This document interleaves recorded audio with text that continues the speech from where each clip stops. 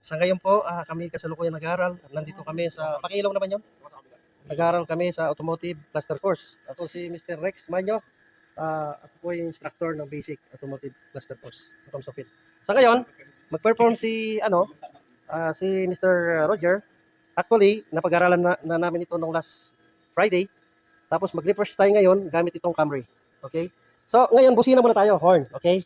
So, yung power supply sa horn, ito yung i-show nyo sa akin. Okay? I-demo nyo na paano mag-detect or mag-troubleshoot ng busina or horn gamit ang relay. Okay? Dito sa relay mismo. So, wag na tayong magbaklas-baklas. Sabi ng customer complaint, ayaw mandar ng busina. So, una natin gagawin, ay check muna natin ang power supply ng steering horn. Okay? Dito sa pinaka-steering switch niya. Ayan siya. So, ito muna. So, ang ating unang titingnan ay yung relay kung nasaan. Dito sa fuse and relay table. Okay, pakishow mo kung saan dyan. Ito yung relay fuse. Nasa left side, no? Nasa left side ng sasakyan. At makikita natin yung pagkapalagay ng mga fuse dito sa box, sa covering box niya. Ito makikita natin dito yung pan. Cooling pan daw yan. Cooling pan, security horn, headlamp, anti-theft. Ito po yung starter, and dito yung makikita natin yung busina. So dito, kung titingnan natin dito, makikita natin agad na ito ang busina. Ang relay ng busina. Ano color yan? Color blue. So kung checkin natin yung horn, kailangan natin tatanggalin tong relay na to. Yan. Ilang post ng relay mo? Apat.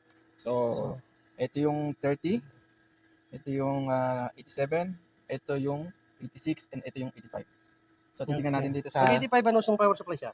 Negative. Negative. Ayun. So kung titingnan natin yung negative, tingnan tayo dito. Gamit ang test light. Lagyan natin sa positive. Natin 10 real. Ito po. Positive, negative battery. And then check muna natin ang steering ko kung may putol doon sa steering lock spring, no? Okay, so ang power supply ng 85 na galing sa steering wheel ay Negative. 85, which is the ground. Or negative. O sige, ilagay nyo sa positive daw. So tingnan natin kung putol yung yung steering wheel lock spring. Busina, permanent. Bitaw. Busina. So ngayon po, huwag na tayong magbaklas ng steering wheel kasi tingnan nyo naman, umandar po yung sa clutch spring. Tanggalin lamang ang relay, dapat may negative na pumapasok dito sa 85. So okay na yung 85 natin, wala na tayong duda. Okay, so malaking bagay yan, no, na huwag baklas na baklas.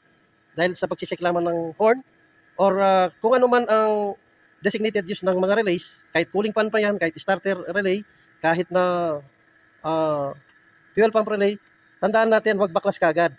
Mag-diagnose muna tayo, no, gamit itong simple